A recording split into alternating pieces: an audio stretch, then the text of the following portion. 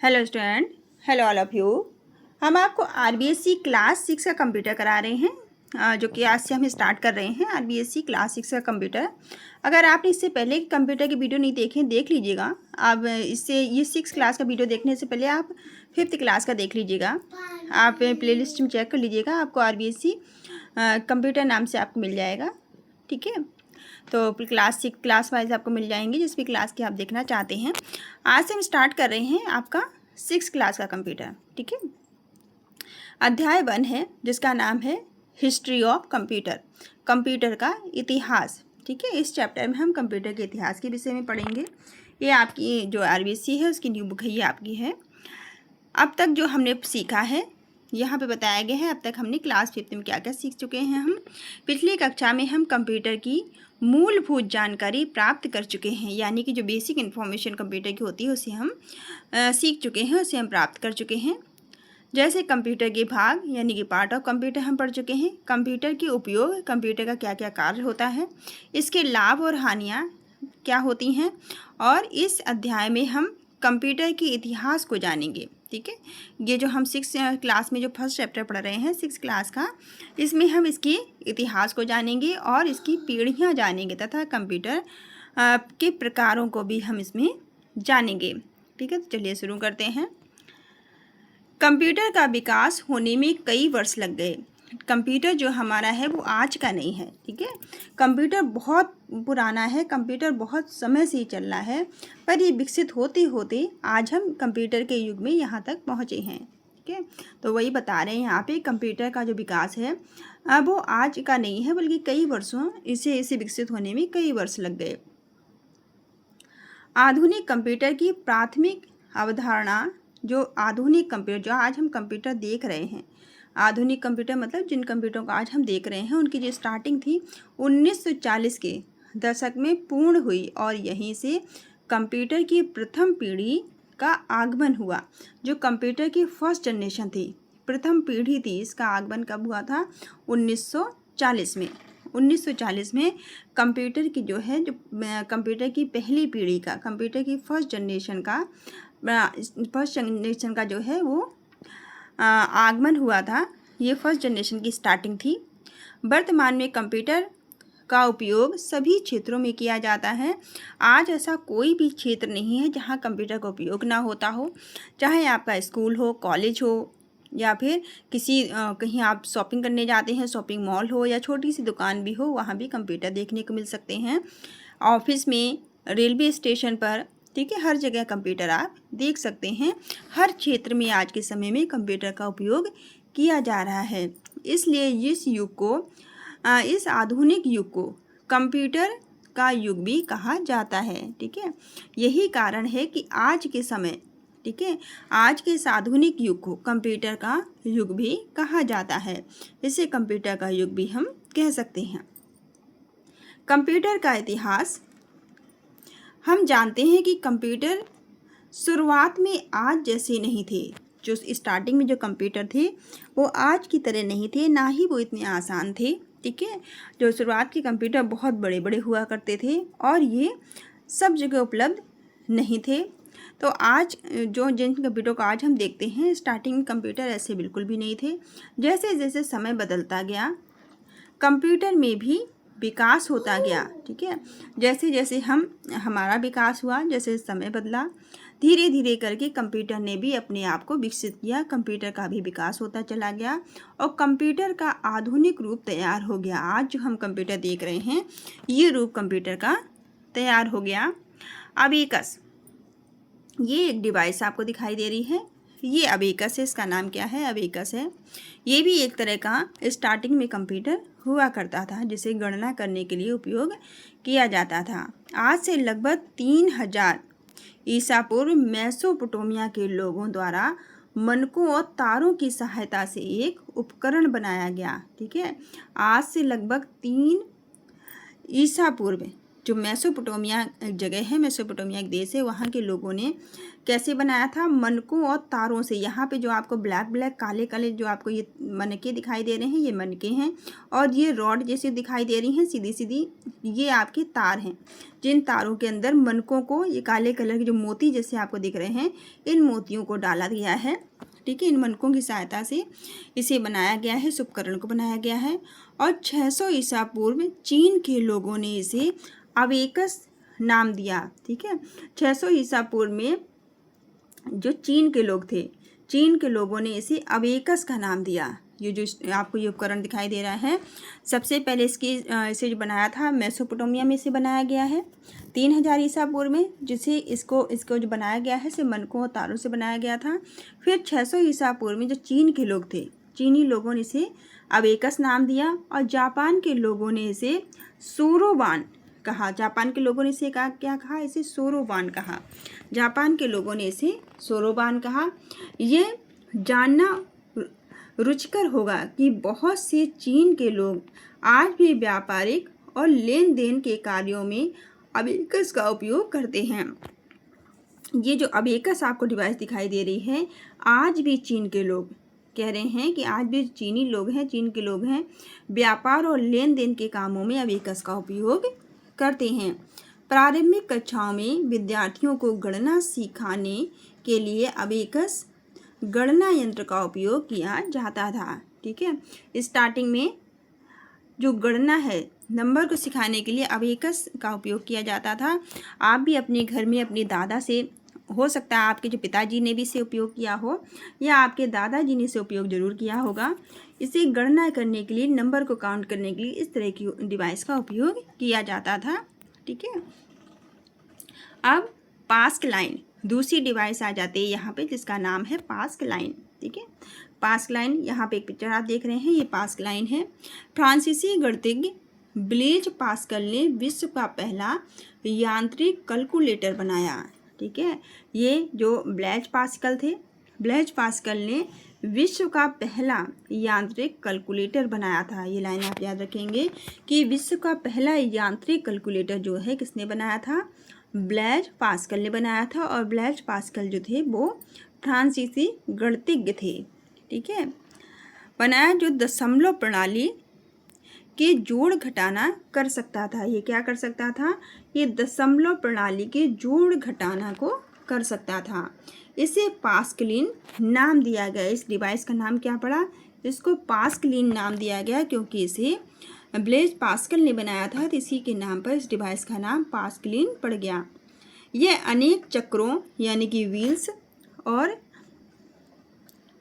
गिरारियों से बनी थी। इसमें बहुत सारे ये गोल गोल करके व्हील लगे थे, और इसमें बहुत सारी गिरारियाँ थीं, और इसमें बेलन भी लगे थे। बेलन मतलब सिलेंडर्स जो लगे थे, निर्मित थे। किन किन चीज़ों से? इसको इन तीनों चीज़ें आप याद रखेंगे। इन्हें चक्रों से, इनमें बहुत सारे चक्र थे। ठीक है, गिरारियाँ और बेलनों से इसे बनाया गया था, इसे निर्मित किया गया था।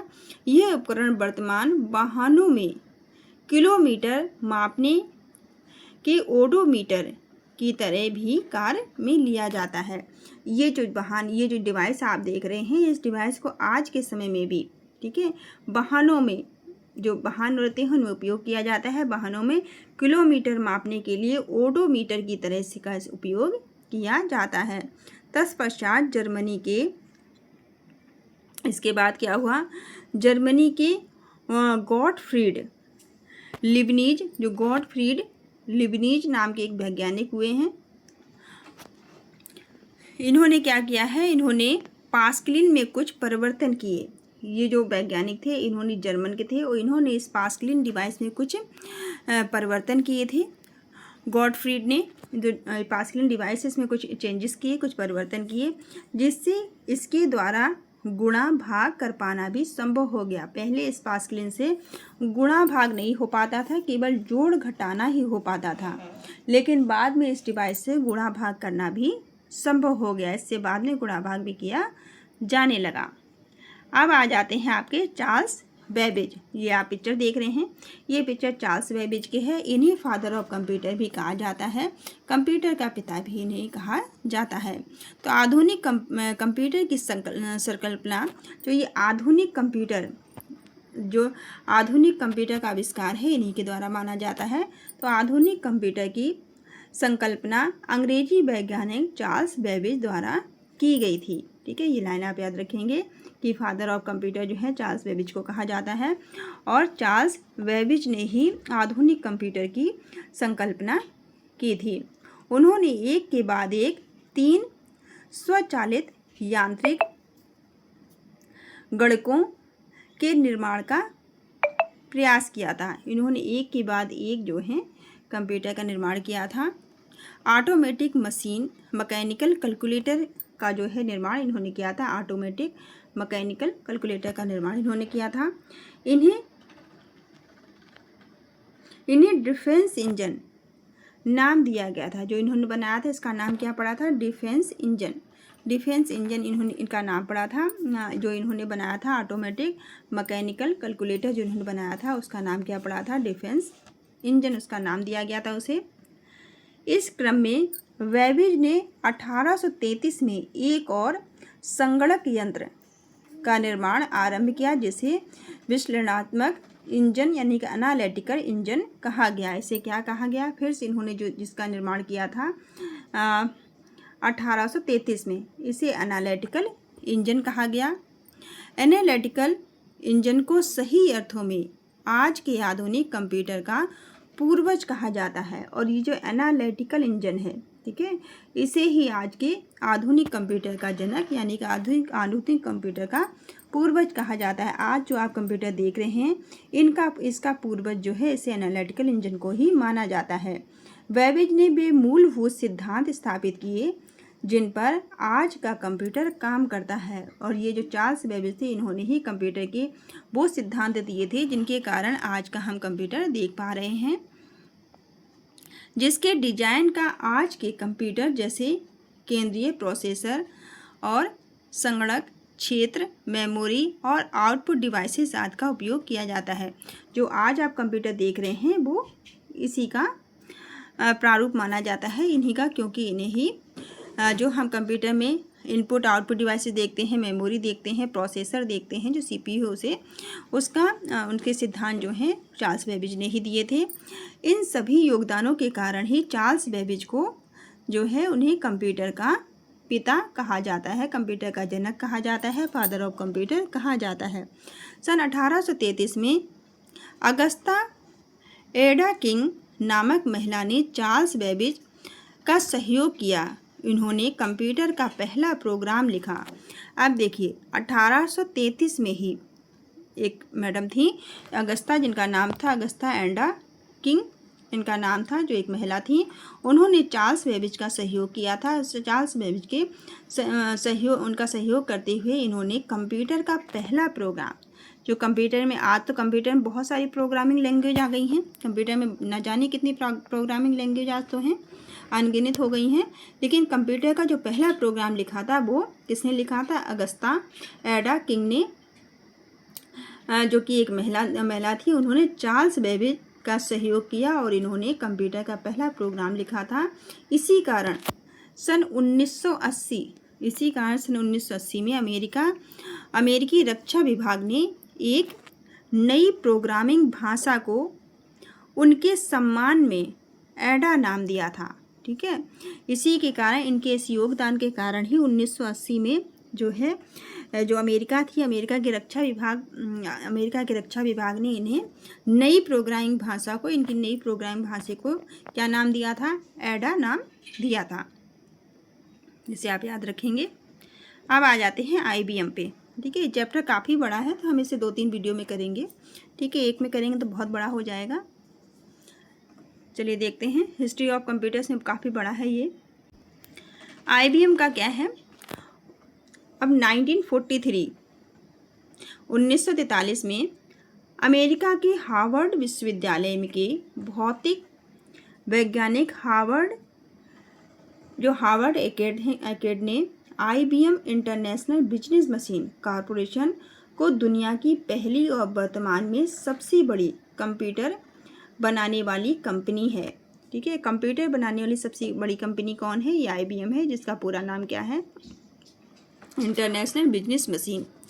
IBM का पूरा नाम इंटरनेशनल बिजनेस मशीन है और ये कंप्यूटर बनाने वाली आज के समय में, वर्तमान समय में जो दुनिया की पहली, ये दुनिया की तो पहली है, लेकिन वर्तमान में सबसे बड़ी कंप्यूटर बनाने वाली एक कंपनी है, जो कि कब आई थी? ये 1943 में, 1943 में आई थी। इसी कंपनी के सहयोग से मार्क वन नामक प्रथम विद्युत यांत्रिक कंप्यूटर बनाया गया था। ठीक है, इसी IBM के सहयोग से ही सबसे पहला जो है, ये देखिए, सबसे पहला मार्क वन, ठीक है, मार्क वन नामक प्रथम विद्युत यांत्रिक कंप्यूटर बनाया गया था। इंग्लिश में भी इसे देख लीजिए, इलेक्ट्रॉनिक मैकेनिकल कंप्यूटर बनाया गया था। सबसे पहला जो इलेक्ट्रॉनिक मैकेनिकल कंप्यूटर जो बनाया गया था वो मार्क वन जिसका नाम था, और ये IBM की सहायता से बना था। यह मात्र 5 सेकंड में 2 10 अंकीय संख्याओं को गुणा कर सकता था। क्या कर सकता था? ये मात्र 5 सेकंड में, ठीक है, मात्र 5 सेकंड में ये 2 10 अंकीय संख्याओं को ये गुणा कर सकता था, जो इस समय के लिए रिकॉर्ड है। ठीक है, जो इस समय के लिए एक बहुत बड़ी उपलब्धि मानी जाती है। इसमें 23 अंकों वाली दशमलव प्रणाली, इसमें कितनी अंकों वाली दशमलव प्रणाली थी? 30 अंकों वाली दशमलव प्रणाली की 72 संख्याओं को संग्रह किया जा सकता था। कुछ इसमें महत्वपूर्ण जानकारी है, उसका नाम आप वही याद रखेंगे, क्योंकि IBM जो है पहली, एक तो ये आप याद रखेंगे, IBM जो है दुनिया की तो पहली है, लेकिन कंप्यूटर बनाने वाली वर्तमान में सबसे बड़ी कंपनी है। और इसने सबसे पहला जो कंप्यूटर बनाया था इसका नाम मार्क वन था, जो पहला विद्युत यांत्रिक यानी कि मैकेनिकल इलेक्ट्रॉनिकल कंप्यूटर था। ठीक है, इतनी बात आप याद रखेंगे। वर्तमान में कंप्यूटर की प्राथमिक अवधारणा सन 1940 के दशक में पूर्ण हुई थी। ठीक है, जो पहले कंप्यूटर की, वर्तमान में जो कंप्यूटर आप देख सकते हैं, जो वर्तमान में कंप्यूटर दिखाई दे रहे हैं, उनकी जो पहली धारणा थी 1941 में, यानी कि फर्स्ट जनरेशन कंप्यूटर आया था। यहीं से कंप्यूटर की प्रथम पीढ़ी का आगमन भी माना जाता है। यहीं से 1940 से ही कंप्यूटर की प्रथम पीढ़ी का आगमन माना जाता है। इस अध्याय में हम आगे कंप्यूटर की पीढ़ियों के बारे में भी पढ़ेंगे। अब यहाँ से कंप्यूटर के विकास क्रम को, यानी कि जनरेशन ऑफ कंप्यूटर, इसको सेकेंड वीडियो में करेंगे, तो इसको यहीं तक रखते हैं। Thank you all of you, thank you for watching.